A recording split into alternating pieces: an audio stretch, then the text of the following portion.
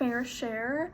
I thought this was wild. I think that anyone that has been in a service industry kind of gets this, but definitely if you've worked a rideshare or worked like a cab or something like that, I would feel it even more because people will just talk to you. But people also do that, I think, in general in service, depending on what kind of service industry you work in.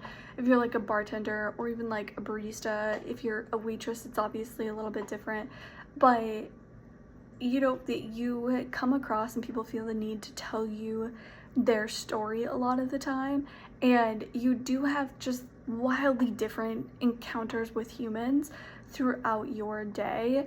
And I can imagine that that goes even farther when they're in like a confined space and there's a certain amount of time that it takes to get to where they're going.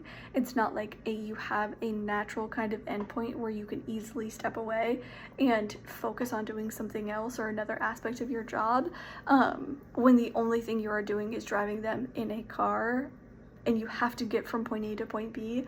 I can't even imagine the amount of things that you would hear in that car, whether they're talking to you or you just hear them speaking.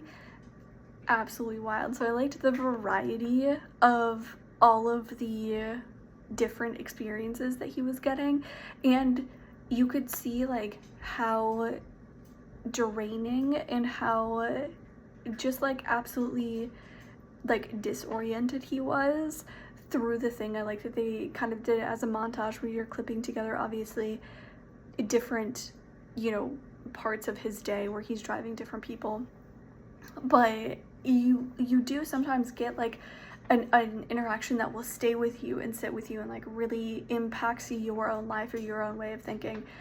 And I think that obviously that's what happened at the very end. So I thought it was really intriguing. I'm so curious about how it was set up. Is he gonna get paid? Is it just a scam to get free drivers? Like, I have lots of questions about the kind of world building that they had done and some of the other things that were clearly going on, but I really enjoyed it overall. I thought it was a really, really fun idea, and I think that they did it and told a lot of really diverse and wild stories, and like some of them were stereotypes, but just because they're stereotypes doesn't mean they're not also authentic and real and things that could very much happen. So I really enjoyed it. I thought it was well done. I really like this. For a film with a paranormal vibe, it wasn't spooky. It felt so natural. So at ease. Like it was just a typical day. And he felt so fatherly to that girl. It was just trying to make her smile where he was just so done with his job. This rideshare job, and I can see how it's a mundane job where you have to make a living, and a lot of them are between jobs or trying to earn extra bucks. The people who do the rideshare, and the unique people that would come into the back of your car, I can see how it would probably wear down on you a lot. The random people that get in the back that would drive you up a wall.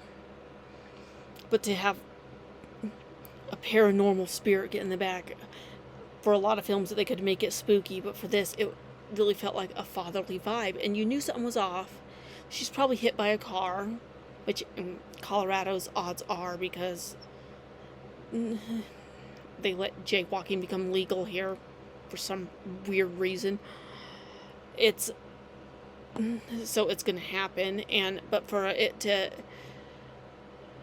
him to happen and she just pops into his car and he drives her and then she pops out, it's something that's gonna it was just such a fatherly vibe where he's determined to make her laugh, just to talk, and you could tell that most people don't. She even mentions it, most people just let her go in, and he puts her at ease where maybe eventually she'll be able to move on and from this world to the next, and he just puts that at ease at her where it just makes her laugh.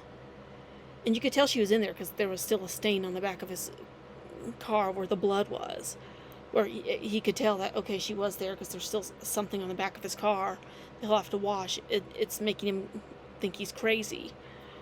But he knows she was there. It's a moment he won't forget, but he's also questioning his belief in God. But this is something that will bring his belief back, and he'll get his little girl back. It's something that's a full-rounded story, but with the paranormal, it's not spooky. It's something that's necessary for this character's life, and it made it a very interesting story where it's just so mundane, but heartfelt at the same time.